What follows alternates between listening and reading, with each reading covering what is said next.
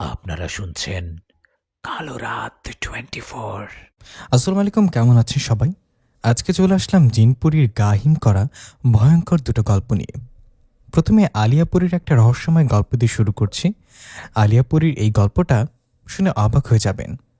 যারা চ্যানেলটি সাবস্ক্রাইব করেননি করে দিন। আর আমি শুরু করছি আলিয়াপুরীর গল্প। রাত 12টা। লাঠির উপর ভর করে এক পা দুপা করে এগিয়ে আসছে একজন বৃদ্ধা মহিলা। সে বৃদ্ধা মহিলা জলিল মিয়ার ঘরের সামনে এসে বলল, জলিল, মাইয়াটার আর মারিস না।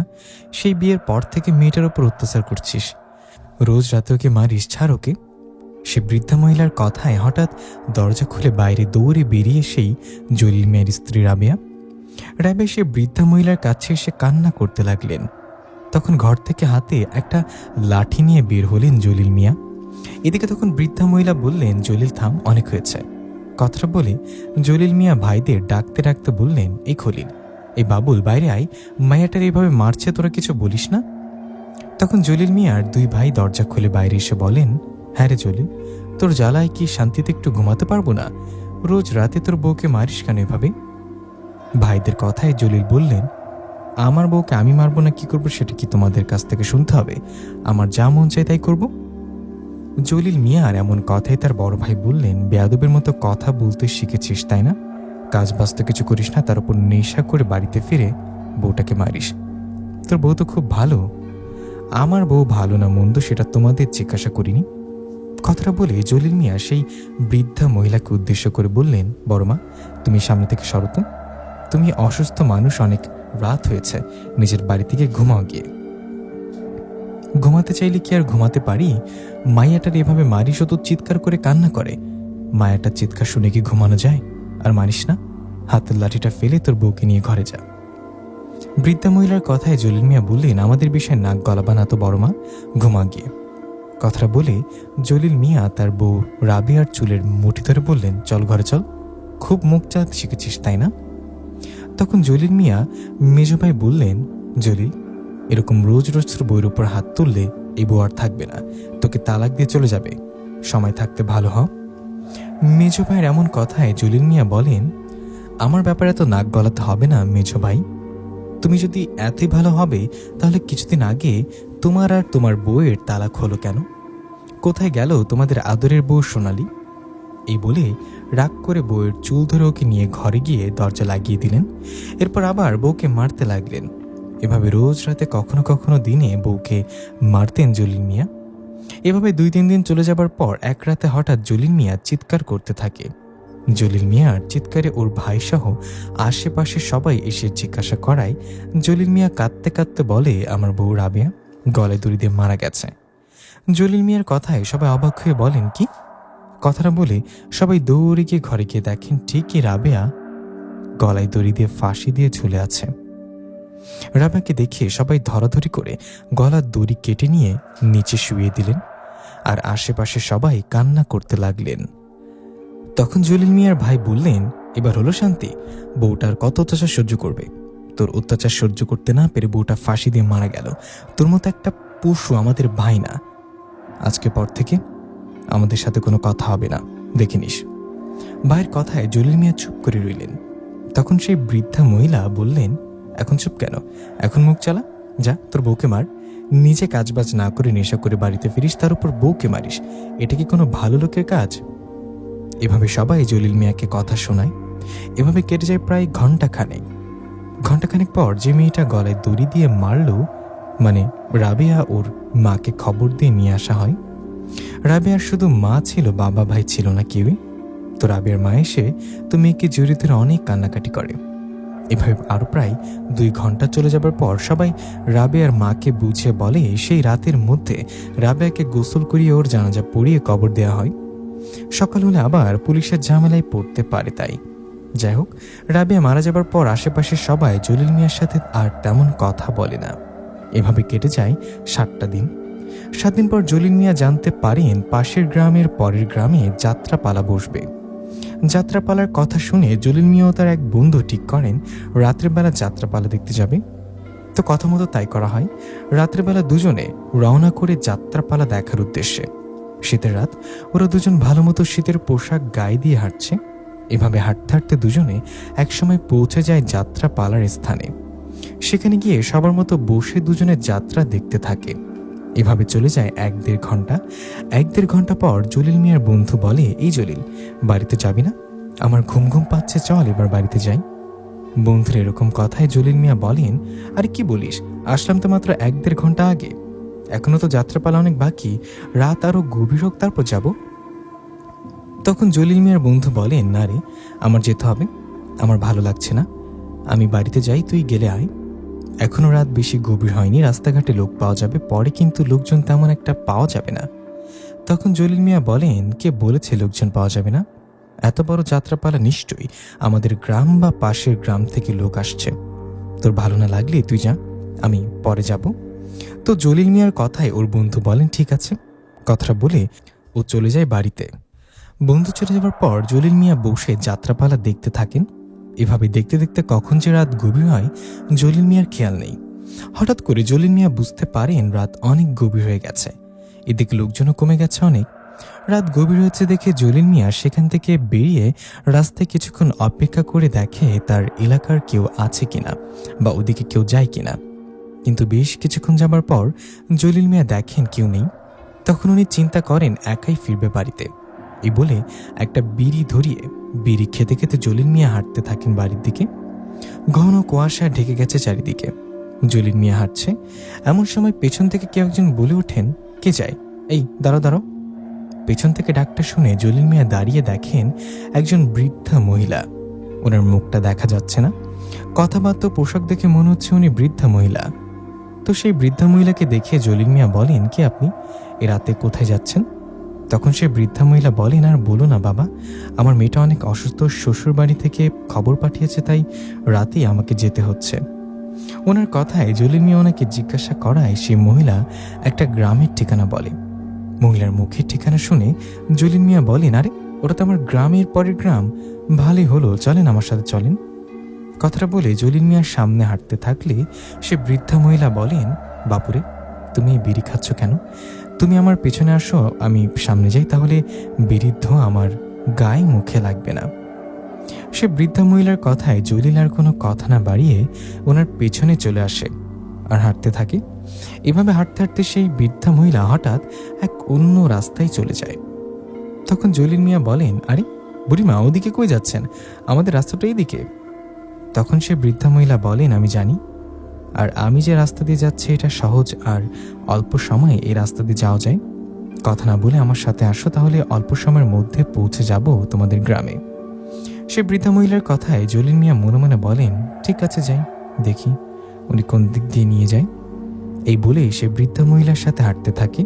এভাবে বেশ কিছুক্ষণ হাঁটার পর জলিল মিয়া আশেপাশে তাকিয়ে দেখেন উনি একটা নদীর পাড়ে চলে আসছেন। পাশে নদী, আর উনি যেখানে দাঁড়িয়ে আছে সেখানে বড় একটা বটগাছ। এরকম একটা জায়গায় এসে সেই বৃদ্ধা মহিলা থেমে যায়। তখন জলিল মিয়া বলে ওঠেন, এটা কোন জায়গায় নিয়ে আসলো গো বুড়িমা? এই জায়গাটা তো দেখে মনে হচ্ছে কোনো শ্মশান। জলিল মিয়ার কথাই ওই বৃদ্ধা মহিলা বলেন, ঠিকই বলেছিস, এটা শ্মশান, আর এটাই আমার থাকার জায়গা, আমি এখানেই থাকি। বৃদ্ধা মহিলার এরকম কথায় জলিল মিয়া অবাক হয়ে বলেন, মানে কি বলেন আপনি? আপনি আসলে কে বলুন তো? জলিল মিয়ার এরকম কথায় সে বৃদ্ধা মহিলা হঠাৎ করে তার রূপ পরিবর্তন করে জলিল মিয়ার দিকে ঘুরে তাকায়। আর তখনই জলিল মিয়ার ভয়ে চমকে ওঠে, কারণ এই তার সামনে কোনো বৃদ্ধা মহিলা না, দাঁড়িয়ে আছে কিছুদিন আগে মারা যাওয়া তার বউ রাবেয়া। রাবেয়ার মুখটা অনেক ভয়ঙ্কর, চোখগুলো সাদা, চুলগুলো এলোমেলো। কিছুদিন আগে মারা যাওয়া নিজের বউয়ের ভয়ঙ্কর চেহারা দেখে জলিল মিয়া চিৎকার দিয়ে দেন এক দৌড়। এদিকে পেছন থেকে ভয়ঙ্কর হাসির আওয়াজ আসতে থাকে। জলিল মিয়া জীবন বাঁচাতে কোন দিক দিয়ে যে দৌড় দিচ্ছেন সেটাও জানে না। উনি দৌড়াতে দৌড়াতে একটা রাস্তায় ওঠেন। সেই রাস্তা দিয়ে দুজন লোক কোথা থেকে জানি ফিরছিলেন। সেই লোক দুটোকে দেখে জলিল মিয়া ওদের কাছে গিয়ে হাঁপাতে হাঁপাতে বলেন, ভাই, আমাকে একটু সাহায্য করুন, আমি অনেক ভয় পেয়েছি। কথাটা বলে জলিল মিয়া জ্ঞান হারিয়ে ফেলে। জলিল মিয়ার যখন জ্ঞান ফেরে তখনও দেখে রাতে দেখা ওই দুজনের একজনের বাড়িতে উনি। তখন সকাল হয়ে গেছে। এদিকে জলিল মিয়ার জ্ঞান ফেরে ওনাকে জিজ্ঞাসা করে কি হয়েছিল। তখন জলিল মিয়া সব ঘটনা খুলে বলেন। সব শুনে ওনারা বলেন, এখন ভয় পাবেন না, আপনি আপনার বাড়ি থেকে অনেক দূরে চলে আসছেন, এখন বাড়িতে যান, কথাটা বলে ওনারা পথ দেখিয়ে বলে দেন কোন দিকে বা দিয়ে বাড়ি যেতে হবে। ওদের কথায় জলিল মিয়া ওদের ধন্যবাদ জানিয়ে সেখান থেকে বাড়িতে চলে আসে। বাড়িতে এসে গোসল করে বিছানায় বসে ভাবতে থাকে গতরাতে এটা কি ঘটলো তার সাথে। রাবেয়া তো কিছুদিন আগে গলায় দড়ি দিয়ে মারা গেল, তাহলে ওকে দেখলাম কিভাবে? রাবেয়ার চেহারাও এরকম ভয়ঙ্কর হলো কিভাবে? এসব ভাবতে ভাবতে দিনটা পার করেন জলিল মিয়া। এদিকে দিন পেরিয়ে রাত আসে। রাত হওয়ায় নিজে রান্না করে খাবার খেয়ে শুয়ে পড়ে। জলিল মিয়া শুয়ে পড়ার পর সেদিন রাতে একটা স্বপ্ন দেখে। জলিল মিয়া দেখে তার মারা যাওয়া বউয়ের মতো দেখতে ভয়ঙ্কর সে মহিলাটা বলছে, জলিল, কোথায় পালাবি? তুই আমার জীবন শেষ করেছিস না? আমি তোর জীবন শেষ করে দেব, তোকে তিলে তিলে শেষ করবো আমি। কথাটা বলে সেই ভয়ঙ্কর মহিলা জলিল মিয়ার হাতে একটা কামড় বসিয়ে দিয়ে বাতাসে মিশে যান। এদিকে কামড় দেওয়ার ভয়ে জলিল মিয়া তাড়াহুড়ো করে জেগে যান আর হাতের দিকে খেয়াল করে চমকে ওঠেন, কারণ সেই ভয়ঙ্কর মহিলাটা স্বপ্নের মধ্যে কামড় দিলেও বাস্তবে সেখান থেকে রক্ত গড়িয়ে পড়ছে। এই দৃশ্য দেখে ভয়ে জলিল মিয়া সে রাতে আর ঘুমাননি, জেগে রাতটা পার করে দিলেন। রাত পেরিয়ে দিন হওয়ায় জলিল মিয়া চিন্তা করলেন না এভাবে আর হবে না, আমাকে একজন কবিরাজের কাছে যেতে হবে। এই ভেবে কথা মতো সেদিন বিকালে জলিল মিয়া একজন কবিরাজের কাছে গেলেন। সে কবিরাজের কাছে যাবার পর কবিরাজ সব শুনে জলিল মিয়াকে ঝাড়ফুঁক দিয়ে একটা তাবিজ দিলেন। কবিরাজের ঝাড়ফুঁক ও তাবিজ নিয়ে বাড়িতে আসলেন জলিল মিয়া। তাবিজ ও ঝাড়ফুঁক করে নিয়ে আসার পর জলিল ভাবেন আর কোনো সমস্যা হবে না, কিন্তু জলিল মিয়া সেই ধারণাকে ভুল প্রমাণ করে দিয়ে সেদিন রাতেই ঘটল একটা ভয়ঙ্কর ঘটনা। জলিল মিয়া রোজ রাতের মতো শুয়েছিলেন বিছানায়। জলিল মিয়ার হঠাৎ ঘুম ভেঙে যায় ঠান্ডায়। ওনার মনে হয় ওনার গায়ে কিছু নেই, উনি যে ঘুমানোর সময় কাঁথা দিয়ে ঘুমিয়েছিল ওটা গায়ে নেই। এরকম ঠান্ডা অনুভব হওয়ায় জলিল মিয়ার ঘুম ভেঙে যাওয়ায় উনি চোখ খুলে দেখেন এক ভয়ঙ্কর ঘটনা। জলিল মিয়া দেখেন ওনার বুকের ওপর বসে আছে রাবেয়ার মতো দেখতে সে ভয়ঙ্কর মহিলা। জলিল মিয়া সেই ভয়ঙ্কর মহিলাটাকে দেখে কিছু বলার আগে সে মহিলাটা জলিল মিয়ার গলা চেপে ধরে বলে, কি ভেবেছিস কবিরাজের বাড়িতে গেলে আমার হাত থেকে বেঁচে যাবি? না, তোকে আমি ছাড়বো না।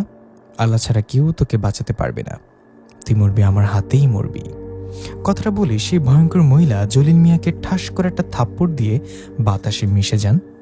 মহিলাটা বাতাসে মিশে যাবার পর জলিল মিয়া দেন এক চিৎকার। জলিল মিয়া চিৎকার দিয়ে ঘরের বাইরে আসায় জলিল মিয়ার ভাই সহ আশেপাশের সবাই দৌড়ে এসে বলে, কি হলো, কি হলো? তখন জলিল মিয়া ও তার বড় ভাইকে বলেন, ভাইজান, রাবেয়া ফিরে আসছে, ও আমাকে মেরে ফেলবে, ভাই বাঁচতে দেবে না। রাবেয়ার কমতো হুবহু দেখতে ভয়ঙ্কর এক মহিলা অবয়ব আমার গলা চেপে ধরেছে, একটুর জন্য মারা যেতাম। জলিল মিয়ার কথায় ওনার ভাই বলেন, তোর কি মাথাটা নষ্ট হলো নাকি রে জলিল? নাকি আজকাল নেশা টেশা করেছিস? তোর বউ রাবেয়া মারা গেছে আর কয়েকদিন হলো। মারা যাবার পর রাবেয়া তোর কাছে আসলো কিভাবে? তুই আবার ওকে দেখলি কিভাবে? তখন জলিল মিয়া বলেন, আমি সত্যি বলছি, আমি ওকে দেখেছি। তখন ওনার মেজ ভাই বলেন, বউটা যখন বেঁচে ছিল তখন রোজ রাতে মারতিস, এখন বউটা মারা গেছে, এখন আবার কোন নাটক শুরু করলি? ঘরে গিয়ে ঘুমা, আমাদেরও ঘুমোতে দে। ভাইদের কথায় জলিল মিয়া তার বড় মাকে বললেন, ও বড় মা, তুমি তো আমার কথা বিশ্বাস করো, আমি রাবের মতো ভয়ঙ্কর একটা অবয়বকে দেখেছি। ও আমার গলা চেপে ধরে বলল আমাকে ছাড়বে না। শুধু তাই না, আমার গালে থাপ্পড় মেরেছে। জলিল মিয়ার কথার বড় মা বললেন, বিশ্বাস করার মতো কিছু বল, তাহলে বিশ্বাস করি, এসব নাটক বাদ দে। কথাটা বলে যে যার ঘরে গিয়ে শুয়ে পড়লেন। সবাই চলে যাবার পর জলিল মিয়া ভয়ে ভয়ে ঘরে গিয়ে বসে রইলেন বিছানায়। তার কথা যেন কেউ বিশ্বাস করলেন না। জলিল মিয়া সেরা তার না ঘুমিয়ে ঘরের মধ্যে আলো জ্বালিয়ে জেগে রাতটা পার করে দিলেন। এই ঘটনার পরের দিন জলিল মিয়া সবাইকে বোঝাতে চাইলেও কেউ শোনেনি জলিল মিয়ার কথা। সবাই শুধু জলিল মিয়াকে বলে, তোমার মাথায় সমস্যা। কাউকে কিছু বোঝাতে না পেরে ব্যর্থ হয়ে বসে থাকেন জলিল মিয়া। এদিকে এভাবে দিন পেরিয়ে রাত হয়। রাত হওয়ায় জলিল মিয়া না ঘুমিয়ে জেগে বসে থাকে, কারণ ঘুমালে সেই ভয়ঙ্কর মহিলা আবার আসবে, এই ভেবে জেগে বসে থাকে। এভাবে মধ্যরাতের দিকে জলিল মিয়ার একটা ঘুম ঘুম ভাব আসে, আর তখনই হঠাৎ জলিল মিয়া তার সামনে দেখে রাবেয়ার মতো দেখতে সেই ভয়ঙ্কর মহিলা অবয়ব দাঁড়িয়ে ভয়ানকভাবে হাসছে। ওরকম ভয়ঙ্কর হাসি দেখে জলিল মিয়া কিছু বলার আগেই সেই মহিলা তার হাতে মুরগির মতো ছোচালো নখ জলিল মিয়ার বুক ঢুকিয়ে দেন বুকে। সুচালো নখগুলো বুকে ঢুকিয়ে দেওয়ার সেখান থেকে রক্ত পড়তে আরম্ভ করে। এদিকে তখন জলিল মিয়া চিৎকার করতে করতে বলেন, কে কোথায় আছো? আমাকে বাঁচো, আমাকে মেরে ফেললো। জলিল মিয়ার এরকম চিৎকার শুনতে কেউ না আসলেও একটু পর সবাই আসে, আর তখনই সেই ভয়ঙ্কর মহিলা অবয়বে বাতাসে মিশে যায়। সে মহিলা চলে যাবার পর জলিল মিয়া দ্রুত দরজা খুলে বাইরে বেরিয়ে সবাইকে বললে, ও আমাকে মেরে ফেলবে, রাবে আমাকে বাঁচতে দিবে না। জলিল মিয়ার কথায় সবাই ঘরে ঢুকে দেখেন কেউ নেই। ঘরে কাউকে না দেখে সবাই তখন বাইরে জলিলকে বলেন, কই, ঘরেতে কেউ নেই। সবার কথায় জলিল মিয়া বলেন, বিশ্বাস করো, ঘরেও ছিল। ও আমার বুকে তার নখগুলো ঢুকিয়ে দিয়েছিল, দেখো রক্ত পড়ছে। এই বলে সবাইকে জলিল মিয়ার তার বুক দেখালেন। কিন্তু এ কি, বুকটা তো ঠিকই আছে, বুকে রক্ত তো দূরের কথা, একটু দাগও নেই। জলিল মিয়া কিছু দেখতে না পারায় সবাই বললেন, জলিল, তুই আসলে পাগল হয়ে গেছিস, বউকে হারিয়ে এখন নেশার পরিমাণ হয়তো বাড়িয়ে দিয়েছিস, তাই এরকম কথা বলছিস। তোর আর কোনো কথা আমার বিশ্বাস হয় না। কথাটা বলে সবাই যে যার বাড়িতে সবার ঘরে চলে গেলেন। সবাই চলে যাবার পর জলিল মিয়া ঘরে গিয়ে কান্না করতে লাগলেন। তার সাথে এসব কি ঘটছে? এই ঘটনার পর থেকে রোজ রাতে সেই ভয়ঙ্কর মহিলা অবয়বে সে জলিল মিয়াকে আঘাত করে, কষ্ট দেয়। সে মহিলা অবয়বের আঘাতে জলিল মিয়া চিৎকার করলেও কেউ আর জলিল মিয়াকে দেখতে আসে না, কেউ ঘর থেকে বের হয় না। এভাবে দু একদিন চলে যাবার পর জলিল মিয়ার শরীর শুকিয়ে যায়। তখন কোনো উপায় না পেয়ে জলিল মিয়া তার ভাইদের সহ আশেপাশে সবাইকে ডেকে আনে। সবাইকে ডেকে আনার পর জলিল মিয়া এমন একটা কথা বলে যেটা শুনে সবাই অবাক হয়ে যায়। সবাইকে ডেকে জলিল মিয়া বলেন, আসলে আমি একটা বিষয় সবার কাছে গোপন রাখছি। সবাই জানেন আমার বউ রাবেয়া গলায় ফাঁসি দিয়ে মারা গেছে। আসলে এটা সত্যি না। আমি রাবেয়াকে এক রাতে আঘাত করার সময় ভুল করে ওর বুকে আঘাত করি, আর রাবেয়া সেখানে মারা যায়। আমার আঘাতে রাবেয়া মারা যাওয়ায় আমি উপায় না পেয়ে ওর লাশ ঝুলিয়ে দিই, আর সবাইকে বলি রাবেয়া ফাঁসি দিয়ে মারা গেছে। জলিল মিয়ার এরকম কথায় সবাই অবাক হয়ে গেলেন আর রেগে গিয়ে বললেন, কি, তাহলে এত বড় কথা তুই আমাদের কাছে লুকিয়েছিস? তুই কি মানুষ নাকি পশু রে? কিভাবে পারিস ওরকম মেয়েটাকে আঘাত করে মেরে ফেলতে? তোর সাথে এখন কথা বলতে আমাদের ঘৃণা হচ্ছে। কথাটা বলে সবাই চলে যেতে থাকলে তখন জলিল মিয়া সবাইকে থামিয়ে বলেন, তোমাদের পা ধরে বলি, আমার কথাটা বিশ্বাস করো। আমি রাবেয়ার মতো একজন ভয়ঙ্কর মহিলাকে দেখতে পাই, সে আমাকে কষ্ট দেয়, আমাকে আঘাত করে। আমাকে দয়া করে একজন হুজুর বা কবিরাজের কাছে নিয়ে যাও। কথাটা বলে সবার পায়ে পড়ে কান্না করতে থাকে। জলিল মিয়ার কান্না দেখে সবাই ভাবেন আসলে এরকম কিছু নিশ্চয়ই আছে। এই ভেবে জলিল মিয়ার বড় ভাই ও আরো একজন জলিল মিয়াকে নিয়ে একজন কবিরাজের কাছে যান। সে কবিরাজের কাছে যাবার পর জলিল মিয়ার বড় ভাই কবিরাজকে সব ঘটনা খুলে বলেন। সব শুনে কবিরাজ কিছু সময় নেন। কবিরাজ কিছু সময় নিয়ে জলিল মিয়াকে বলেন, জলিল মিয়া, তুমি যা দেখো, যা বলো সব সত্যি। তোমার এখানে বড় কোনো রহস্য লুকিয়ে আছে। আমি বুঝতে পারছি এই কাজ আমি একা করতে পারবো না। আমি একজন হুজুরের ঠিকানা দিই, ওই হুজুরের সাথে জিন থাকে। আপনারা ওনার কাছে যান, আল্লাহ চাইলে উনি আপনাদের সাহায্য করবে। কবিরাজের কথায় জলিল মিয়া ও তার বড় ভাই সেই হুজুরের ঠিকানায় চলে যায়। আর সেই হুজুরের বাড়িতে গিয়ে হুজুরকে সালাম দেয়। হুজুর সালামের উত্তর দিয়ে বললেন, আপনারা কে? তখন জলিল মিয়ার বড় ভাই হুজুরকে সব ঘটনা খুলে বললেন আবারও। উনি আরো বলে, কবিরাজ আপনার কাছে আসতে বললেন। এদিকে তখন জলিল মিয়া হুজুরের সামনে হাউমাউ করে কান্না করতে করতে বলেন, হুজুর, আপনার পায়ে পড়ে আমাকে সাহায্য করুন, নইলে ও আমাকে বাঁচতে দিবে না। জলিল মিয়ার কান্নায় হুজুর বলেন, আপনি কান্না করবেন না, আমি দেখছি কি করা যায়। আমি আগে খোঁজ নিয়ে আসল ঘটনা কি সেটা জানাচ্ছি। কথাটা বলে হুজুর তার সাথে থাকা জিনকে দিয়ে খোঁজ নিয়ে জলিল মিয়া ও তার বড় ভাইকে যা বলেন সেটা শুনে জলিল মিয়া ও তার বড় ভাই আকাশ থেকে পড়েন। হুজুর বলেন, জলিল মিয়া, তুমি কি ভাবছো মারা যাওয়ার পর তোমার বউ রাবেয়া ফিরে আসছে বা ওর আত্মা ফিরে আসছে প্রতিশোধ নিতে? না, মারা যাবার পর কেউ ফিরে আসে না। তুমি যাকে রাবেয়ার রূপে দেখো ও একটা পরী, ওর নাম আলিয়া পরী। আর আলিয়া পরী তোমার কাছে আসে কারণ তোমাকে কালো জাদু করা হয়েছে। কি কালো জাদু করা হয়েছে মানে? কি করেছে এমনটা? তখন হুজুর জলিল মিয়াকে বলেন, জলিল মিয়া, তোমাকে যে কালো জাদু করেছে তুমি তাকে চিনো? তখন জলিল মিয়ার বড় ভাই বলেন, জলিল তাকে কিভাবে চিনবে? হুজুর, আমাদের আসল সত্যি ঘটনাটা খুলে বলেন তো। তখন হুজুর কিছু না লুকিয়ে সব খুলে বলে। হুজুর বলেন, জলিল মিয়াকে কালো জাদু করেছে আপনাদের মেজো ভাইয়ের বউ। কি, মেজো ভাইয়ের বউ মানে? কথাটা বলে উঠলেন জলিল মিয়ার বড় ভাই। ওনার হুজুর বললেন, হ্যাঁ, তোমাদের যে মেজো ভাই আছে সেই মেজো ভাইয়ের বউ, তোমরা তো 3 জন, তাই না? তখন জলিল মিয়ার বড় ভাই বললেন, হ্যাঁ আমরা 3 ভাই, আমি বড় আর মেজো একটা ভাই, আর সবার ছোট জলিল, যার সমস্যা। আপনি যে মেজো ভাইয়ের বউয়ের কথা বলছেন, ও নেই আমাদের বাড়িতে, নেই আমাদের মেজো ভাই, আর মেজো ভাইয়ের বউয়ের ডিভোর্স হয়ে গেছে। তখন হুজুর বলেন, হ্যাঁ ডিভোর্স হয়েছে, আমি জানি। ওদের ডিভোর্স হয়েছে জলিল মিয়ার কারণে। জলিল মিয়া আপনার মেজো ভাইয়ের বউয়ের দিকে নজর দিয়েছিল, ওকে রোজ বিরক্ত করত পরক্রিয়া করার জন্য, কিন্তু আপনার মেজো ভাইয়ের বউ এতে রাজি ছিলেন না। ও রাজি না হওয়ায় জলিল মিয়া শয়তানি করে একদিন আপনার মেজো ভাইয়ের বউয়ের ঘরে ঢুকে লুকিয়ে থাকে, আর তখন আপনার মেজো ভাই দেখে ফেলে। জলিল মিয়ার সাথে বউ দেখে আপনার বড় ভাই মেজো ভাই সন্দেহ করে, আর তখন উনি থাকে ওদের দুজনের মাঝে ঝগড়া লেগে। ওদের ঝগড়া লাগার কিছুদিন পর ডিভোর্স হয়। ওদের ডিভোর্স হওয়ার পর আপনার মেজো ভাইয়ের বউ একজন কবিরাজের কাছে গিয়ে জলিল মিয়ার উপর রেগে কালো জাদু করে।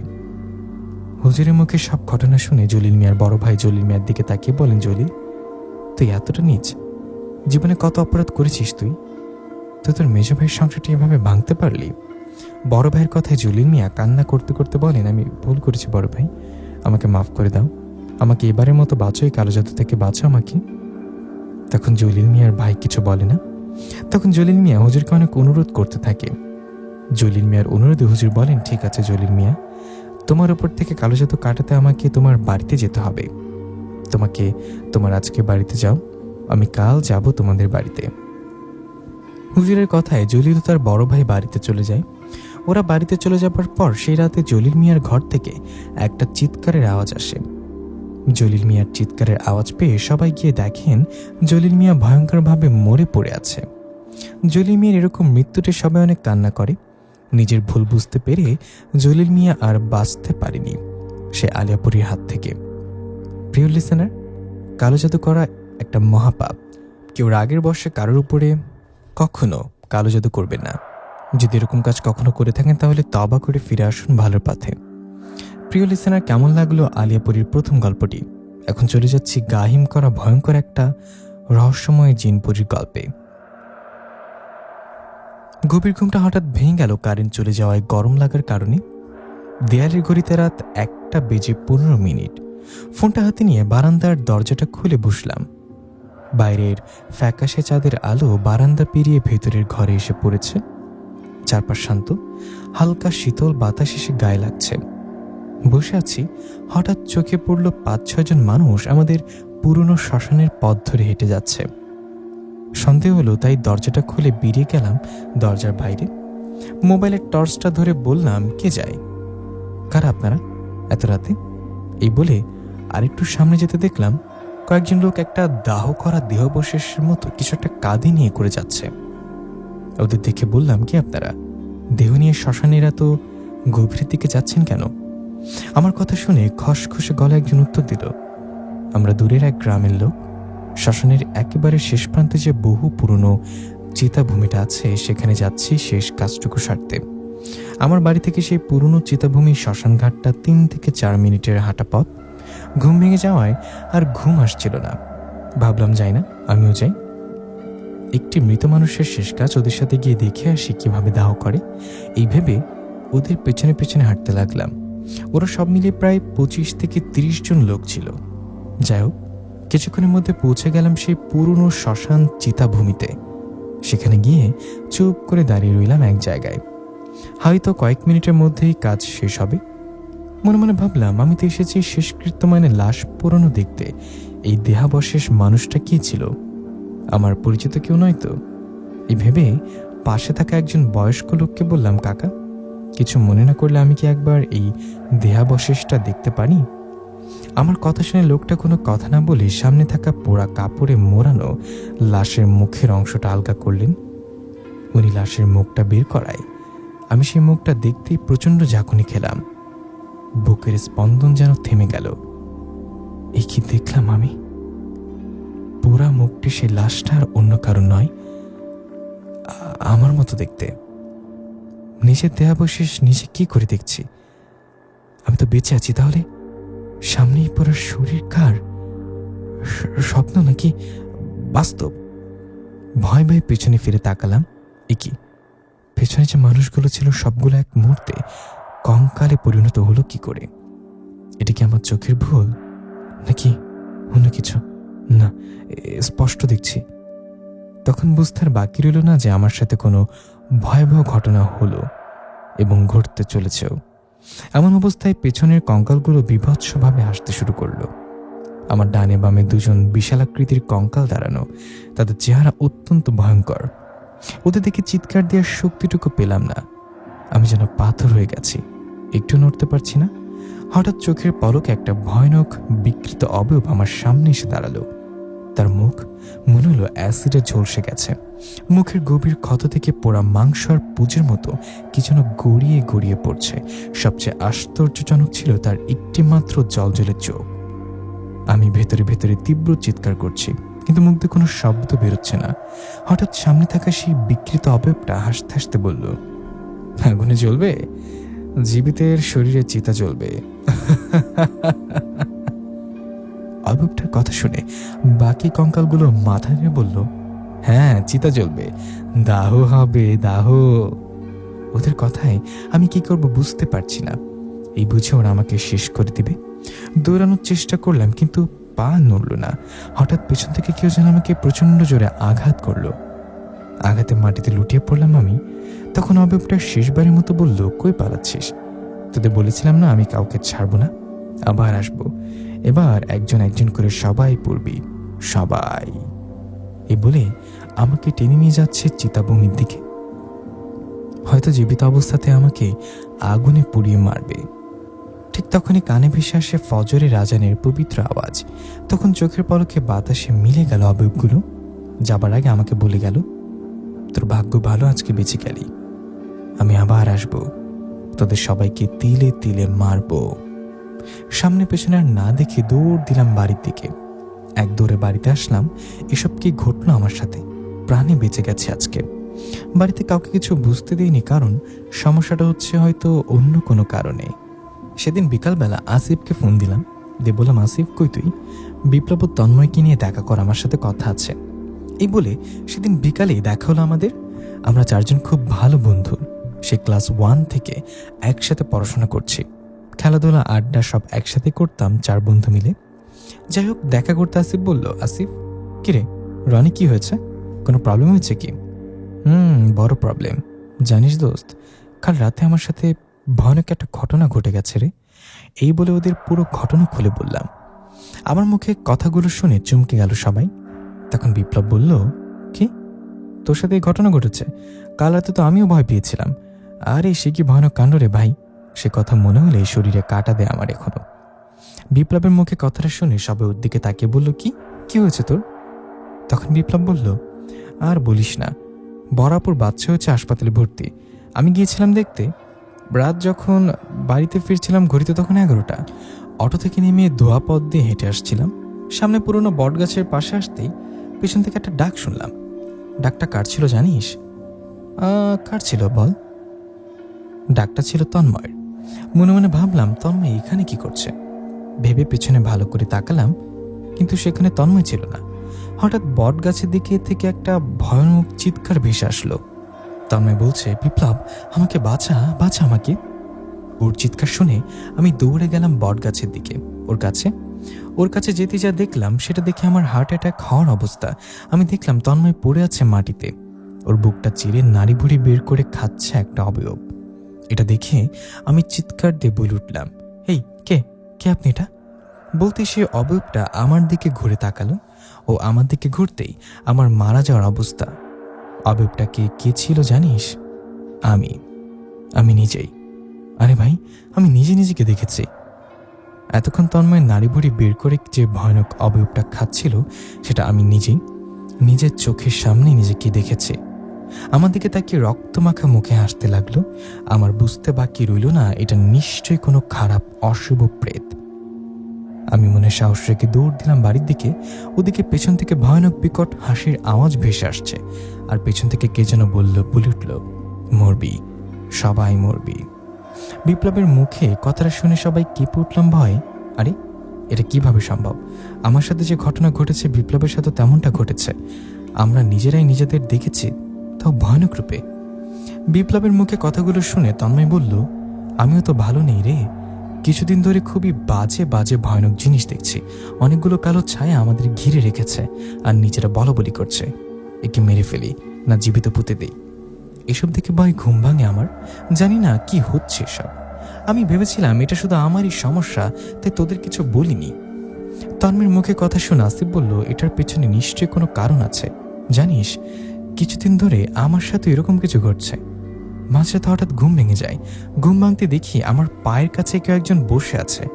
আমি কিছু বলার আগেই জানলা দিয়ে লাফ দিয়ে চলে যাই। আসিফের মুখে কথাটা শুনে ওর কাছে গিয়ে রেগে বললাম, ঠিকই হয়েছে, তোর জন্য এসব ঘটেছে আমাদের সাথে। তুই বলেছিলি না ওই পুরনো পোড়া ভিটাটার কথা? এই নিয়ে দুজনের মধ্যে ঝগড়া লেগে যায়। বিপ্লব ও তন্ময় আমাদের শান্ত করে বলে, থাক, তোরা ঝগড়া করলে সব ঠিক হবে না। সবাই মিলে এটা ভাব, এসব কেন হচ্ছে আমাদের সাথে। তখন ওদের বললাম, ভাবার কিছু নেই, এটা সব সেই রাতের পর থেকে ঘটছে। যে রাতে সেই বাড়িতে গিয়েছিলাম আমরা, সেই বাড়ি। ওটা যেমন তেমন বাড়ি না, ভয়ানক একটা পোড়া ভিটা। লোকজন ঠিকই বলেছিল, আমরা ভুল করেছি, ওদের কারো কথা বিশ্বাস করিনি। আজ থেকে কয়েকদিন আগের কথা, আমরা 4 বন্ধু মিলে আড্ডা দিচ্ছিলাম। আড্ডার এক ফাঁকে আসিফ বলে ওঠে, অনেকদিন পিকনিক করা হয় না রে, কিছু কি ভাবলি? ওর কথা শুনে আমরা বললাম, তা খারাপ হয় না, অনেকদিন পিকনিক করি না, তা কোথায় করা যায়? দূরে কোথাও যাবো কি? তখন আসিফ বলে উঠল, আরে শোন, আমার মাথায় একটা আইডিয়া এসেছে। আমাদের পিকনিকটা হবে রাতে, আর অন্য রকম, অন্য জায়গায়। ওই যে পাশে জঙ্গলের অরণ্যর মধ্যে পুরনো ভূতুরে বাড়ি আছে না, সেখানে। ওর মুখে কথাটা শুনে তন্ময় বলে উঠল, তা মন্দ হয় না, তোর চিন্তাটা আসলে অন্যরকম। আমি সহমত, সে পুরনো বাড়িতেই পিকনিক করব। রনি আর তোদের দুজনের মাথা ঠিক আছে তো নাকি? জানিস না ওই বাড়িটা ভালো না? শোন, আমি দাদুর মুখে শুনেছি বহু বছর আগে সেখানে এক ভয়ানক কাণ্ড ঘটেছিল। তারপর থেকে বাড়িটা পড়ে আছে। লোকে এখন ওটাকে জিনপুরি বা ভূতের বাড়ি বলে জানে। আমার মুখে কথাটা শুনে আসিফ ও তন্ময় হাহা করে হাসতে লাগলেন আর বললেন, তুই ভূত বিশ্বাস করিস, শালা বোকা। ওদের থামিয়ে বিপ্লব বলল, আরে থাম তো তোরা, রনির কথাটা একটু ভেবে দেখ, যা করব ভেবে করা ভালো। আসিফ তখন বলল, আরে কিচ্ছু হবে না, তুই কি পাগল হলি নাকি?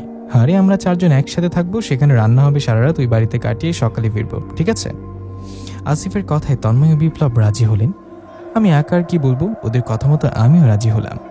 তার পরের দিন রাতে, রাত 9টা, সবাই মিলে একসাথে হয়ে সবকিছু নিয়ে রওনা করলাম নিবিড় অরণ্য থাকা সেই পুরনো বাড়ির দিকে। জঙ্গলে পথ ধরে হাঁটছে, কিছুক্ষণ পর আমরা সবাই পৌঁছে গেলাম সেই পুরনো বাড়িতে। পৌঁছানোর পর সবাই বলাবলি করলাম। সবাই ঠিকই বলে রে, এই বাড়িটা দেখতে এখন ভূতের বাড়ি লাগে। চারিদিকে দেখ কিরকম মাকড়সার জাল ছড়িয়ে আছে। এই বলে হাসতে লাগলাম। যাই হোক, একটু জায়গা পরিষ্কার করে সেখানে জিনিসপত্র রাখলাম ও রান্না করার জন্য কাজ শুরু করলাম। সবকিছু গুছিয়ে রান্না শুরু করলাম, সবাই বলাবলি করতে লাগলাম, আজ রাতটা অনেক মজা হবে রে, চিকেন বিরিয়ানি হবে, আরও মজা হবে, এই বাড়ির পেতনিগুলো আমাদের সাথে বিরিয়ানি খায়, এই বলে হাসতে লাগলাম। বিপ্লব রান্না করছে, ওর পাশে বসে আমি। একটু দূরে তন্ময় আসিফ বসে আছে। এক সময় আসিফ বলে উঠল, বাড়িটা অনেক পুরনো তো, রান্না কর তোরা, আমি বাড়িটা একটু ঘুরে দেখি। ওর কথা শুনে বললাম, এই না, রাতের বেলা যাস না, বাদ দে। আমার কথা শুনে আসিফ বলল, আমি তোর মতো ভীতু না, বুঝলি? এই বলে সে চলে গেল পুরো বাড়িটা ঘুরে দেখতে। আসিফ যাওয়ায় বেশ কিছুক্ষণ পর আমি তন্ময়কে বললাম, আরে তন্ময়, দেখ তো আসিফটা কই গেল, রান্না তো প্রায় শেষের দিকে চলে এলো, দেখ, ডাক দে ওকে। আমার কথা শুনে তন্ময় চলে গেল আসিফকে খুঁজতে। বিপ্লব রান্না করছে, আমি পাশে বসা। হঠাৎ একটা ভয়ঙ্কর চিৎকার ভেসে আসলো।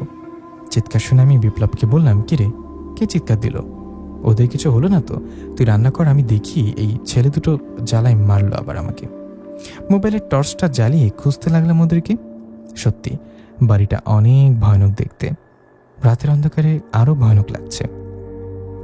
আমি ওদের খুঁজছি আর ডাকছি, আসিফ, এই আসিফ, তন্ময়, কই তোরা?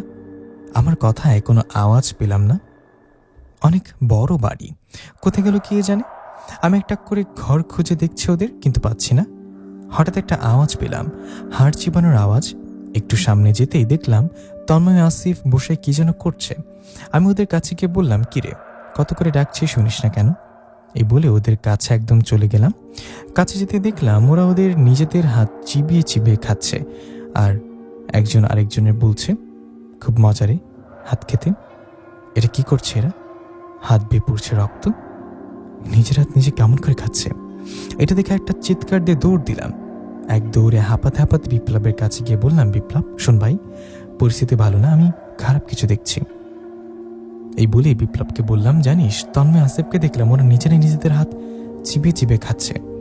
আমার মুখে কথাটা শুনে বিপ্লব একটা হাসিতে বলল, হ্যাঁ এবার কঠিন কি, এ দেখ আমিও খাই। এই বলে বিপ্লব আমার সামনে নিজের হাত আঙুল চিবিয়ে খেতে লাগলেন। আমি চিটকে 5 হাত পেছনে সরে গেলাম আর বললাম, এই কি হয়েছে তোদের? এই বিপ্লব ঠিক আছিস তো? আমার হার্টবিট বেড়ে গেছে, শরীর কাঁপছে, নিশ্চয়ই খারাপ কিছু হতে চলেছে। সেখানে এক মুহূর্ত দেরি না করে চিৎকার দিয়ে দৌড় দিলাম। তারপর মনে হচ্ছে আমার পেছনে ঝড় শুরু হয়ে গেছে, গাছপালাগুলো মনে হয় ভেঙে পড়বে মাটিতে। পেছন থেকে বিকট হাসির আওয়াজ ভেসে আসছে, মনে হচ্ছে আমার পেছনে অনেকগুলো কুকুর দৌড়াচ্ছে, আমাকে পেলে মনে হয় ছিঁড়ে ছিঁড়ে খাবে। প্রাণের ভয়ে জঙ্গলের ভেতর দিয়ে দৌড়াচ্ছি, জানি না কোন দিকে যাচ্ছি। হঠাৎ কিছু একটার সাথে আঘাত লেগে একটা গর্তে পড়ে যাই। শরীর কাঁপছে, একটু শ্বাস শক্তি পাচ্ছি না, আর শরীরে আজ বুঝি মরে যাব। এটা কিসের গর্তে পড়লাম আমি? ভালো করে টর্চটা দিয়ে যা দেখলাম তাতে আমি শেষ। এটা কোনো গর্ত না, এটা একটা ভাঙা কবর। সেখানে একটা কঙ্কাল শুয়ে আছে। সেটাকে দেখে তাড়াতাড়ি উপরে উঠতে চাইলাম, কিন্তু এ কি, কঙ্কালটা যে আমার পা টেনে ধরেছে। আমার শরীরে কোনো শক্তি পাচ্ছি না। চিৎকার করছি বুক ফেটে, কিন্তু কেউ শুনছে না আমার চিৎকার। জোরে জোরে দোয়া পড়তে লাগলাম আর শরীরের সব শক্তি দিয়ে কবর থেকে উপরে উঠে দৌড় দিলাম। আমি আর পারছি না, পারছি না। এই বুঝি মরে যাবো আমি? কোথায় কোথায় যাচ্ছি? দৌড়াতে দৌড়াতে সামনে অনেকটা দূরে একটা আলো দেখতে পেলাম। আমি আলোর দিকে দৌড়াতে লাগলাম। সামনে গিয়ে বুঝতে পারলাম হ্যারিকেন জ্বালিয়ে কেউ খাল পাড়ে মাছ ধরছে। তার কাছে গিয়ে ভয়ে ভয়ে বলতে লাগলাম, আমাকে বাঁচান, সাহায্য করুন একটু, আমি অনেক ভয় পেয়েছি। আমাকে শান্ত করে লোকটি বললেন, ভয় পাবেন না, এখানে কেউ নেই। আপনি ওদিক থেকে দৌড়ে আসলেন, এই রাতের বেলা কোথায় গিয়েছিলেন? তার কথা শুনে বললাম, আসলে আমরা 4 বন্ধু পিকনিক করার জন্য রাত্রেবেলা জঙ্গলে পুরনো ভূতের বাড়িটাতে গিয়েছিলাম। এটা শুনে লোকটা বললেন, ভুল করেছ তোমরা, কি জানো না ওটা এখন ভয়ানক বাড়ি। সবাই ভূতের বাড়ি বলে জানো। আমার শরীর যেন আর চলছিল না। ওনার পাশে মাটিতে বসে হাঁপাতে হাঁপাতে বললাম, আমাকে আমাকে আমার বাসায় একটু রেখে আসবেন প্লিজ, আমি আর পারছি না। তখন এই লোকটা বললেন, রাত তো প্রায় শেষের দিকে, কিছুক্ষণের মধ্যে হয়তো ফজরের আজান দিবে, আপনি এটুকু রাত আমার বাসায় কাটান, কাল সকাল হলে চলে যাবেন। ওনার কথায় আর কথা না বাড়িয়ে চলে গেলাম, রাজি হলাম। চলে গেলাম ওনার সাথে ওনার বাড়িতে। সে রাতটা ওনার বাসায় কাটালাম, কিন্তু চোখে এক ফোঁটাও ঘুম আসছিল না। এটা কি করে ঘটলো আমার সাথে? বিপ্লব, আসিফ, তন্ময় ওরা কেউ কোথায় আর কেমন আছে? যাই হোক, সকাল হতে আর দেরি না করে চলে গেলাম সোজা বাড়িতে। বাড়িতে কাউকে কিছু বলিনি ভয়। বাড়িতে যাওয়ার পর ফ্রেশ হয়ে রওনা করলাম বিপ্লবের বাড়ির দিকে। কিছুক্ষণের পর পৌঁছে গেলাম ওর বাড়িতে। গিয়ে দেখলাম বিপ্লব শুয়ে আছে, শরীরে ভীষণ জ্বর ওর। বিপ্লব আমাকে দেখে বলল, এই তোরা আমাকে রেখে কোথায় গিয়েছিলি? এটা কিন্তু ঠিক করিসনি বুঝলি। ওর কথা শুনে আমি অবাক হয়ে বললাম, চুপ কর, আমি না তুই বল আমাকে রেখে কোথায় গিয়েছিলি? জানিস আমার সাথে কাল রাতে সেই বাড়িতে কি ঘটেছে? এই বলে বিপ্লবকে সব খুলে বললাম আমি। আমার কথা শুনে বিপ্লব বিছানা থেকে উঠে বসে আর অবাক হয়ে বলল, কি বলিস? তুই জানিস আমার সাথে কি ঘটেছে? তাহলে শোন। আসিফ আর তন্ময় তো আগেই বেরিয়েছিল বাড়িটা ঘুরে দেখার জন্য, ওদের খুঁজতে তো তুইও গেলি। আমি তখন একা একা রান্না করছিলাম। অনেকক্ষণ হয়ে গেল তোদের কোনো খোঁজ না পেয়ে ডাকতে থাকি, এই কোথায় তোরা, চলে আয়, অনেকক্ষণ তো অপেক্ষা করলাম, রান্না তো শেষ, একটু পর হয়ে যাবে। কিন্তু তোদের কোনো সাড়া পাচ্ছিলাম না। হঠাৎ অন্ধকারের মধ্য থেকে কে যেন কর্কশ গলায় বলে ওঠে, কি রে, রান্না কি হলো? আর কত সময় লাগবে রান্না করতে? ওনার কথা শুনে আমি বলে উঠলাম, কি আপনি কোত্থেকে কথা বলছেন? এই বিপ্লব, এই রনি, তোরা আবার মজা করছিস না তো? আরে মজা অনেক হয়েছে, বেরিয়ে আয় এবার। কিন্তু তাও তারা কোনো সাড়া দিলি না।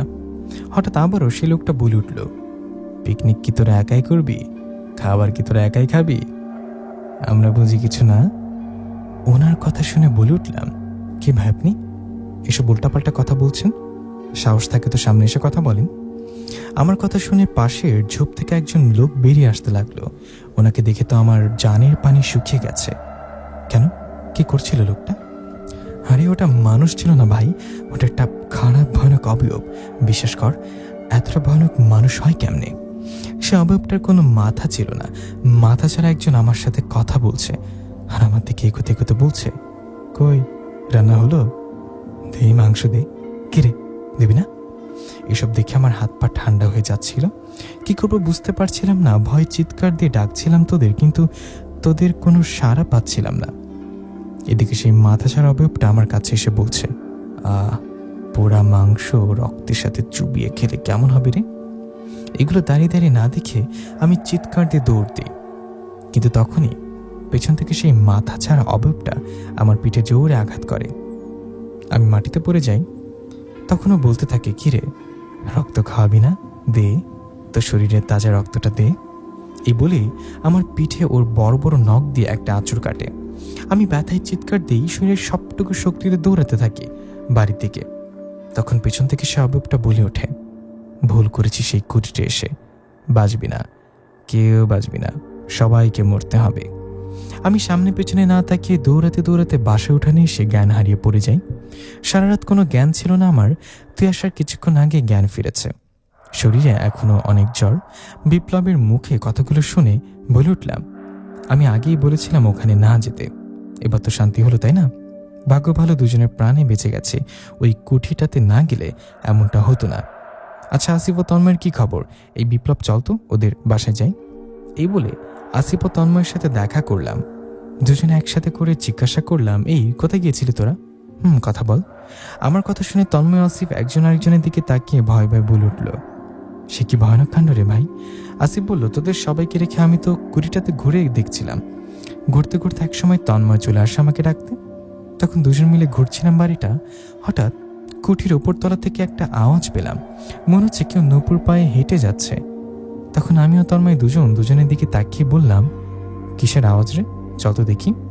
এই বলে উপরে উঠতে লাগলাম সে আওয়াজটা ফলো করে। উপরে ওঠার পর খুঁজতে লাগলাম আওয়াজটা আসে কোথা থেকে। হঠাৎ তন্ময় আমাকে থামিয়ে বলে, আসিফ থাম, ওই দেখ কি যেন হেঁটে যাচ্ছে। তন্ময়ের কথায় দুজনে দেয়ালের আড়ালে গিয়ে উকি মেরে দেখলাম একটা মেয়ে হেঁটে যাচ্ছে। তার বড় বড় লম্বা চুল, কিন্তু ওর পেছনের দিকটা দেখে দেখা যাচ্ছে না, মুখ না। দুজনে মেয়েটার পিছে পিছে যেতে লাগলাম। উপরে এক কোণের একটা রুমে ঢুকে পড়ল সেই মেয়েটি। দুজন তখন মজা করতে বলতে লাগলাম, এটা কি রে? জমিদারের মেয়ে আবার ভূত হয়ে ফিরে এসছে নাকি কোনো পরী? চল তো গিয়ে দেখি সে কেমন পরী। এ বলে দুজনের সামনে এগিয়ে গেলাম। ওই মেয়েটা যে রুমে ঢুকেছে সেই রুমের কাছে গিয়ে দরজার ফাঁক দিয়ে দেখলাম রুমের মধ্যে মেয়েটা জানলার দিকে মুখ হয়ে বসে গুনগুন করে গান করছে।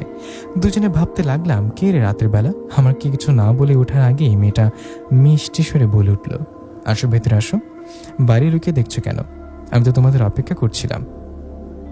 মেয়েটার কথা শুনে দুজনে চমকে গেলাম, কারণ মেয়েটা তো আমাদের কখনো দেখেনি।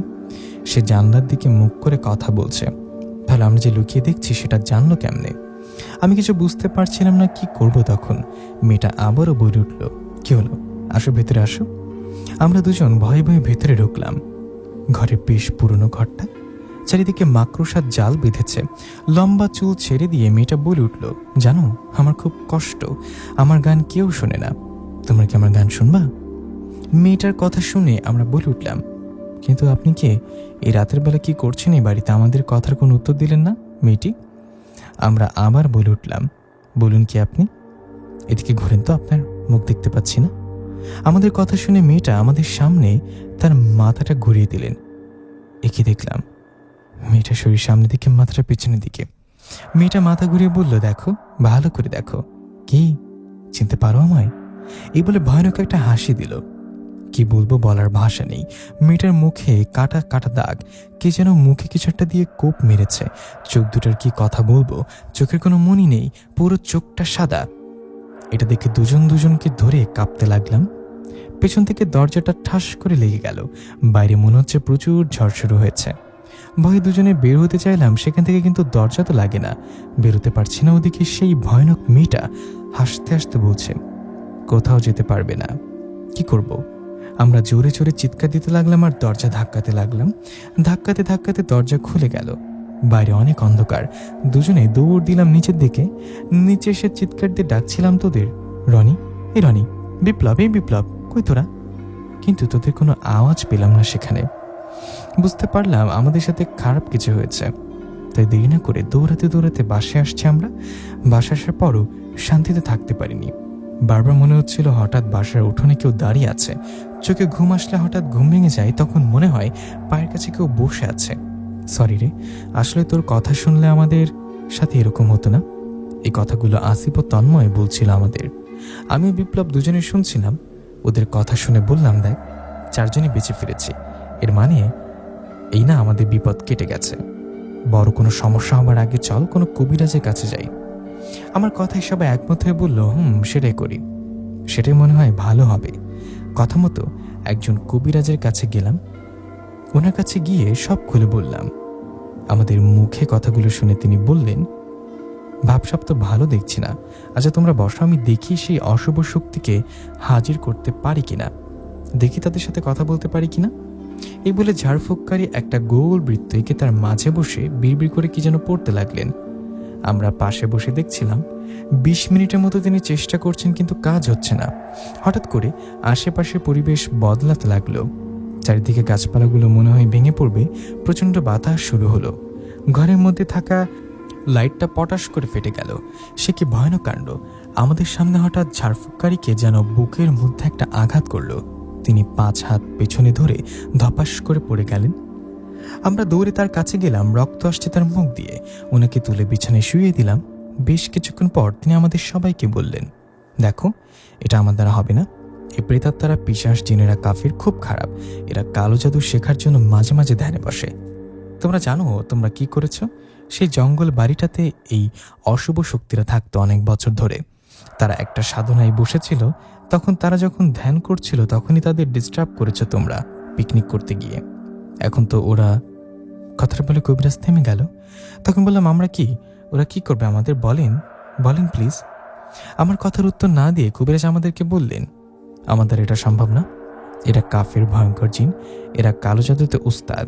এদের শক্তি অনেক। তোমরা কোনো বড় কবিরাজ বা সাধকের কাছে যাও, আর হ্যাঁ, সাবধানে থেকো। কবিরাজের মুখে সব কথা শুনে টেনশনে পড়ে গেলাম। কি করবো এখন আমরা? একজন আরেকজনকে বলাবলি করছি, কিরে কি করবো এখন? আর কি করার আছে?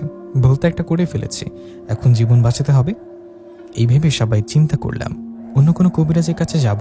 কথা মতো 2 দিন পর অন্য একটা কবিরাজের কাছে গেলাম। গিয়ে সবকিছু খুলে বললাম।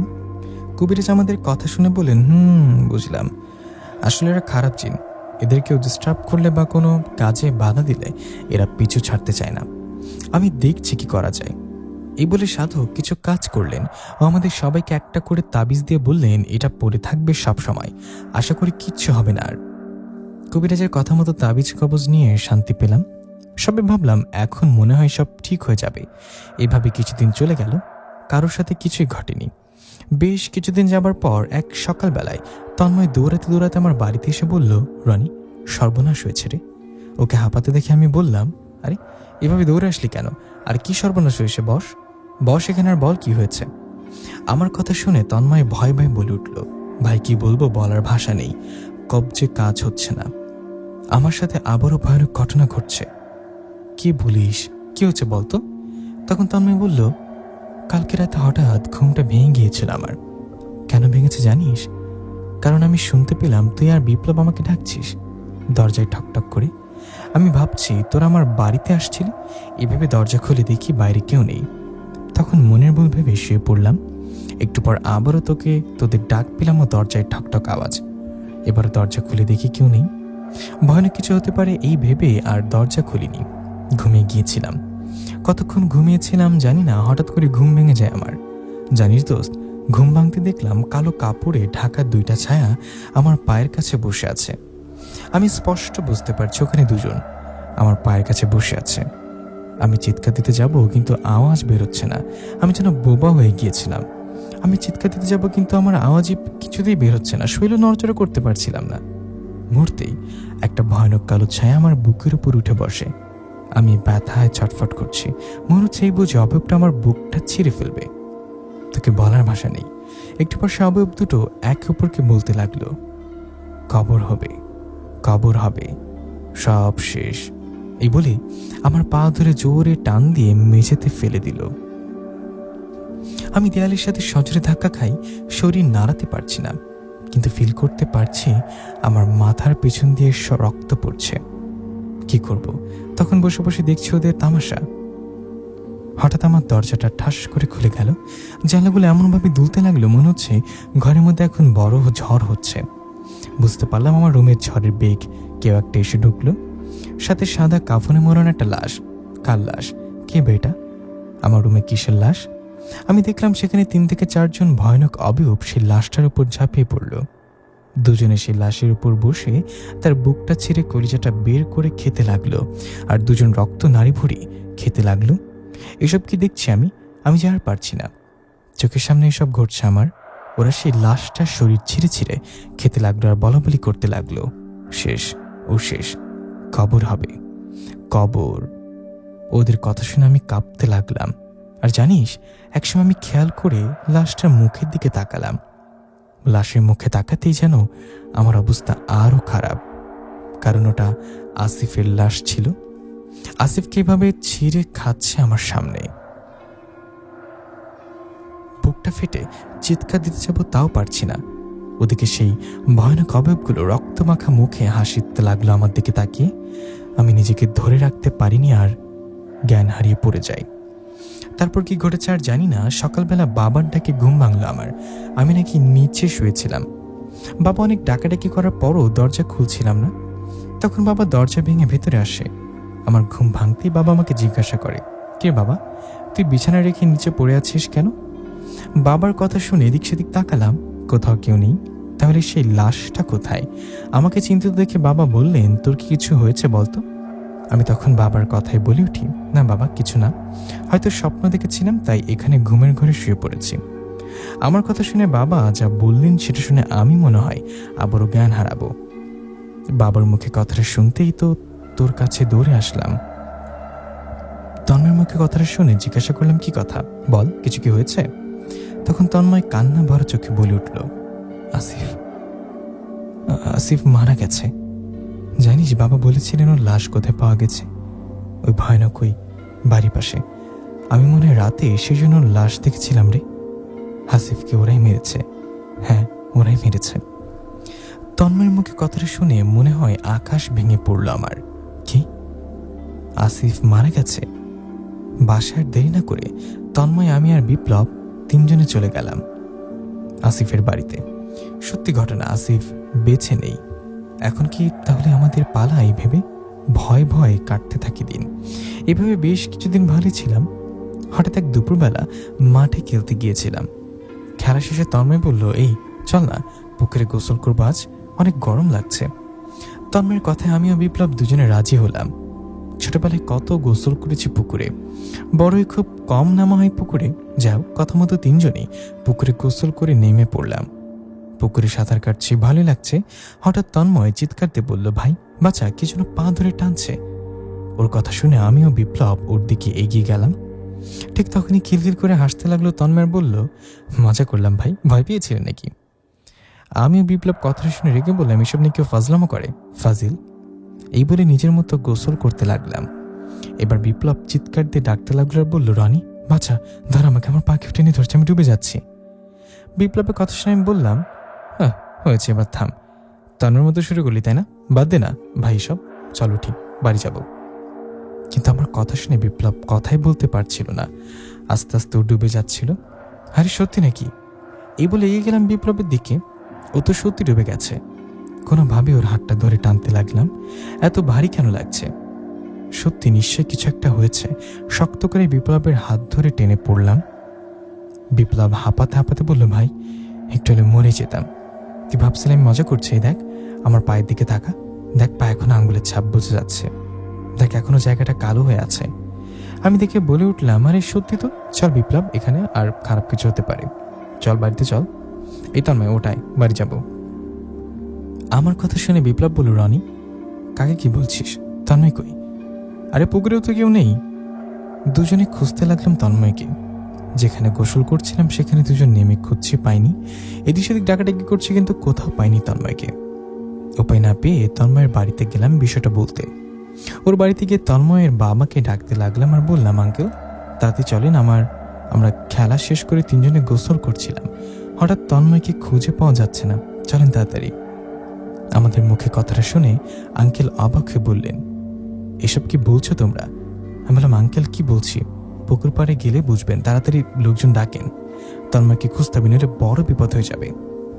আমার কথা শুনে আঙ্কেল বললেন, বাবা তোমরা শান্ত, এসব কি বলছো, কিছু বুঝছি না। আরে তন্ময় তো ঘরে শুয়ে আছে, সকাল থেকে গায়ে অনেক জ্বর, ওর কোথাও তো বের হয়নি, আর তোমরা বলছো তিনজনই খেলতে গেছো, পুকুরে গোসল করেছো, কি বলে এগুলা?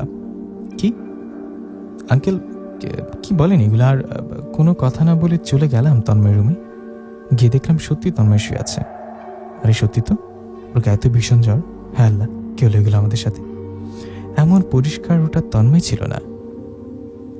তন্ময় রূপে কেউ আমাদের সাথে গিয়েছিল পুকুরে গোসল করতে, হয়তো পুকুরে চুবিয়ে মেরে ফেলতে। বিপ্লব দুজনে বেঁচে গেছি রে আজকে। কি হচ্ছে সব আমাদের সাথে? আমাদের দুজনকে চিন্তা করতে দেখে তন্ময় জিজ্ঞাসা করে, কি রে, কি হচ্ছে তোদের? সকাল থেকে ফোন দিলাম ধরলি না যে। আমরা সবকিছু খুলে বললাম তন্ময়কে। ওর শুনে অবাক হয়ে বলল, ভাই বেঁচে গেছিস, আমি সকাল থেকে রুমে শুয়ে কোথাও যাইনি, কি করবো, কোথায় যাব, এভাবে কখন কি বলা যায় না। সেদিন রাতের ঘটনা, রাতে গিয়ে শুয়ে শুয়ে ফোন টিপছি, হঠাৎ তন্ময়ের বাবা ডাকতে থাকে। ওনার ডাকে উঠে বললাম, আঙ্কেল কি হয়েছে, ডাকছেন কেন রাত্রের বেলা? তন্ময় ঠিক আছে তো? আঙ্কেল বললেন, না বাবা, ও ঠিক নেই, ও ভীষণ অসুস্থ, শরীরে কাঁপুনি আসছে ওর, চলো এখনই চলো। কি করবো, আমি একা মানুষ। আঙ্কেলের কথায় গেঞ্জিটা গায়ে দিয়ে চলতে লাগলাম আঙ্কেলের সাথে। বেশ কিছুক্ষণ হাঁটায় আঙ্কেল হঠাৎ বলে উঠলেন, দাঁড়াও, যেও না আর। তন্ময় এখানে? ওনার মুখে কথাটা শুনে আমি বলে উঠলাম, আঙ্কেল কি বলেন, রাতের বেলা এখানে তন্ময় আসবে কিভাবে? চলেন তাড়াতাড়ি বাসায় চলেন।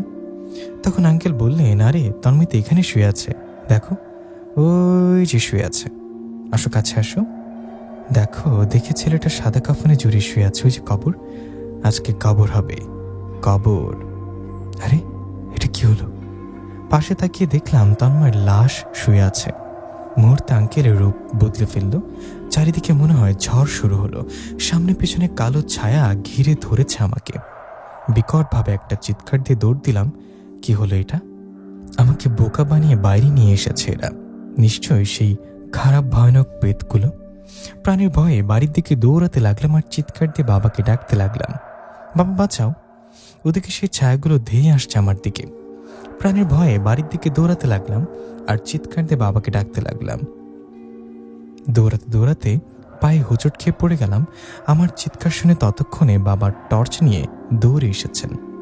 বাবাকে দেখে দৌড়ে বাবার কাছে গিয়ে জড়িয়ে ধরলাম। অনেক হয়েছে, আর লুকোচুরি নয়, সবকিছু খুলে বললাম বাবাকে। বাবা শুনে রেগে গিয়ে বললেন, এতদিন কেন এসব বলিসনি? বাবার কথায় কিছু না বলে চুপ করেছিলাম। তখন বাবা আমাকে সাহস দিয়ে বললেন, ভয় পেও না, আমি তন্ময় ও বিপ্লবের বাবার সাথে কথা বলি, কালকে তোমাদের বড় কোনো হুজুরের বা কবিরাজের কাছে নিয়ে যাব। পরের দিন বাবা আমাকে সাথে নিয়ে চলে গেলেন তন্ময়ের বাড়িতে। ওর বাসার সামনে যেতেই দেখলাম অনেক লোকজন। কাছে গিয়ে যা জানতে পারলাম তাতে তো বাবাও আমার মাথা ঘুরে গেল। তন্ময় মারা গেছে। এ কি, ওর পুরো শরীর কালো হয়ে আছে। তন্ময়ের বাবার কাছে শুনলাম গতকাল রাতে নাকি মাঝরাতে তন্ময় একটা চিৎকার দেয়, বলে বাবা বাঁচাও, ওরা নাকি নিয়ে যাচ্ছে আমাকে। তন্ময় ডাকের বাবা তাড়াতাড়ি করে ওঠেন, কিন্তু তন্ময়কে আর খুঁজে পান না। সারা রাত খোঁজাখুঁজির পর সকালে ওর লাশ পাওয়া যায় সে পুরনো ভুতুরে বাড়িতে। আসিফ ও তন্ময় দুজনেই মারা গেল, এখন কি তাহলে আমাদের পালা? বাবা খুব চিন্তিত হয়ে পড়লেন। বিপ্লবের বাবার সাথে কথা বলে একজন হুজুরের কাছে নিয়ে গেলেন আমাকে আর বিপ্লবকে। তিনি ছিলেন সেই এলাকার মধ্যে নাম করা বড় হুজুর। যাই হোক, ওনার কাছে যাবার পর হুজুর আমাদের দেখেই বললেন, এরকম একটা সমস্যা, তাই না? হুজুরের মুখে কথাগুলো শুনে আমরা জিজ্ঞাসা করলাম, আপনি আগে থেকে জানলেন কেমনে? হুজুর তখন বললেন, আমার সাথে দুইটা ভালো জিন থাকে, ওরা বন্ধু আমার, অনেক পুরনো ও শক্তিশালী এরা। হুজুরের কথা শুনে আমার বাবা ও বিপ্লবের বাবা বললেন, হুজুর দয়া করে আমাদের ছেলেদেরকে বাঁচান, ওরা না বুঝে ভুল করেছে, ওরা তো কিছু জানে না ওই বাড়ির কথা। তখন হুজুর একটু চুপ করে থেকে বলে উঠলেন, কাজ হবে। আচ্ছা, আমি বিপ্লব ও রনিকে নিয়ে একটা রুমে যাচ্ছি, ওখানে আর কেউ যেতে পারবেন না। আর হ্যাঁ, বাইরে থেকে যতই চিৎকার বা কান্না শোনা যাক, ভয় পাবেন না, চিন্তা করবেন না, কাজ শেষ হলে আমরা নিজেরাই চলে আসব। কথা মতো আমিও বিপ্লব চলে গেলাম হুজুরের সাথে একটা রুমে। রুমটা বেশ অন্ধকার, কেমন একটা ভয় ভয় লাগছে, গা শিউরে উঠছে। হুজুর আমাদের দুজনের শরীর বন্ধ করে দিলেন আর বললেন, শোনো, আমি এখন ওই প্রেতাত্মাগুলোকে হাজির করব, ওরা কিন্তু ওদের আসল রূপে আসবে আর ভয় দেখানোর চেষ্টা করবে, যা কিছু হোক কথা বলবে না আর ভয় পাবে না। এই কথা বলে হুজুর বিড়বিড় করে দোয়া পড়তে লাগলেন। কিছুক্ষণ পর মনে হলো একটা ঝড় জানলা দিয়ে ভেতরে আসলো। ভেঙে দাও। আমিও বিপ্লব দুজনকে ধরে বসে আছি, শরীর কাঁপছে দুজনের। হুজুর আমাদের সামনে বসে হঠাৎ হুজুরের সামনে 3টা অবয়ব হাজির হলো। সে কি বলবো, খুব ভয়ানক দেখতে। চোখের মধ্যে আগুন জ্বলছে, পুরো শরীরে মনে হচ্ছে ঘা, মুখটা বাজে ভাবে পুড়ে গেছে, লম্বা লম্বা সাদা চুল। ওদের মধ্যে থাকা মূল অবয়বটা হুজুরের দিকে তাকিয়ে রাগে কটমট করে বলল, তোর সাহস তো কম না, চিনিস আমাদের, তোর সাথে সাথে তোর পুরো পরিবারকে শেষ করে দেব। হুজুর এসব শুনে মুচকে একটা হাসিতে বললেন, যা পারিস করিস, আগে এটার উত্তর দে, এই ছেলেগুলোর পেছনে লাগতে গেলি কেন? হুজুরের কথা জবাবে সেই অবয়বটা বলে, আমি সাধনা করছিলাম, 40 বছর অপেক্ষা করেছি এই সাধনার জন্য। 40 বছর পরে সাধনাটা করতে পারলে আমাদের শক্তি আরও দ্বিগুণ হতো, তখন আমরা রাজত্ব করতাম সবখানে। ওদের জন্য সব শেষ হয়ে গেছে। ওরা সেই রাতে সেই পুরনো ভুতুরে বাড়িতে যদি পিকনিক না করতে যেত তাহলে কোনো সমস্যা হতো না। ওদের জন্য আমাদের সাধনা নষ্ট হয়েছে। আমরা ওদের কখনোই ছাড়ব না, মেরে ফেলবো ওদের, যেমন করে ওর 2 বন্ধুকে মেরেছি। কত কষ্ট দিয়ে মেরেছি জানিস না? বাদ দিস, তোর মতো হুজুর আমাদের কিচ্ছু করতে পারবে না, প্রাণের মায়া থাকতে যেতে দে আমাদের। ওদের কথা শুনে হুজুর বললেন, ছেড়ে দেব, তার আগে কথা দিতে হবে, এদের 2 বন্ধুকে মেরে ফেলেছিস, এদের আর কিচ্ছু করবি না। হুজুরের মুখে কথা শুনে আবহাওয়াগুলো আহা করে হাসতে হাসতে বলল, কি ছেড়ে দেব? না, কখনোই না, ওদের প্রাণ নিয়ে তবেই ছাড়ব। এভাবে হুজুরের সাথে অনেক তর্ক হয়, কোনোভাবেই ছাড়বে না আমাদের। তখন হুজুর রেগে গিয়ে বললেন, শেষবারের মতো বলছি, ছেড়ে যাবি নাকি বোতলে ভরব? এটা শুনে সেই ভয়ানক অবয়বগুলো হাসতে হাসতে বলল, বোতলে ভরবি? খুব বার বেড়েছিস তাই না? এখন কবর হবে তোর, কবর। এই বলে রাগে সেই অবয়বগুলো হুজুরের দিকে এগিয়ে আসতে থাকে। ঠিক তখনই পেছন থেকে সেই অবয়বগুলোকে জোরে আঘাত করে হুজুর পর বন্ধু ভালো জিনগুলো কিছু বুঝে ওঠার আগেই একের পর এক চাবুকের আঘাত করতে থাকে সেই খারাপ অবয়বগুলোকে। ঘরের মধ্যে তখন থাকতে পারছিলাম না, এতটা চিৎকার, মনে হচ্ছে কান ফেটে যাবে। ভয়ে হুজুরের হাতটা ধরলাম আমিও বিপ্লব। তখন হুজুর বললেন, ভয় পেও না। 30 মিনিট পর সব থেমে গেল। হুজুরের সামনে সেই 3টা অবয়ব পড়ে আছে। ওদের অবস্থা এতটাই খারাপ যে ঠিকমতো কথা বলতে পারছে না। সবসময় সত্যরই জয় হয়। খারাপ 3টা জিন, মানে বিশ্বাস জিনের মধ্যে একটা জিন মেরে ফেলেছে হুজুরের সাথে থাকা বন্ধু জিনেরা, আর 2টাকে বোতলে ফেলেছে। প্রায় 2 ঘন্টা পর হুজুর আমাদের নিয়ে রুমের বাইরে আসেন আর বলেন, তোমাদের এখন ভয় নেই, আমি ওদের বোতল বন্দি করেছি। তবে হ্যাঁ, তারপরেও একটু সাবধানে থেকো, ওই খারাপ জিনগুলোর পরিবার হয়তো তোমাদের ক্ষতি করতে পারে। তাই ঠিকমতো নামাজ পড়বার আল্লাহর ইবাদত করবা, যাতে করে তোমাদের সাথে এইসব খারাপ জিনিস না হতে পারে। কারণ আল্লাহর ইবাদত চলাকালে কখনোই কোনো খারাপ জিন পরি তোমার কাছে আসতে পারবে না। একটু হলেও বিপদ থেকে মুক্ত পাবে তোমরা। তাই নামাজ পড়বে, সব ঠিক হয়ে যাবে ইনশাল্লাহ। যাই হোক, তারপর থেকে কোনো সমস্যা হয়নি আমার বিপ্লবের সাথে, কিন্তু খারাপ লাগে আসিফ ও তন্ময়ের জন্য। প্রিয় লিসেনার, কেমন লাগলো এই ভয়ঙ্কর জিনের গল্পটি? অবশ্যই আমাদেরকে জানাবেন। পার্সোনালি আমার কিন্তু দ্বিতীয় গল্পটা খুব ইন্টারেস্টিং আর ভয়ের লেগেছে। আমি কখনো এত মনোযোগ সহকারে কোনো গল্প পড়ি না, বাট এই গল্পটা আমার কাছে খুবই ভালো লেগেছে। আর এরকম ধরনের গল্প পেতে হলে অবশ্যই আমাদের চ্যানেলটি সাবস্ক্রাইব করে আমাদের পাশেই থাকবেন। আজ এখানে বিদায় নিচ্ছি। আসসালামু আলাইকুম। দেখাবে পরবর্তী কোনো ঘটনাতে।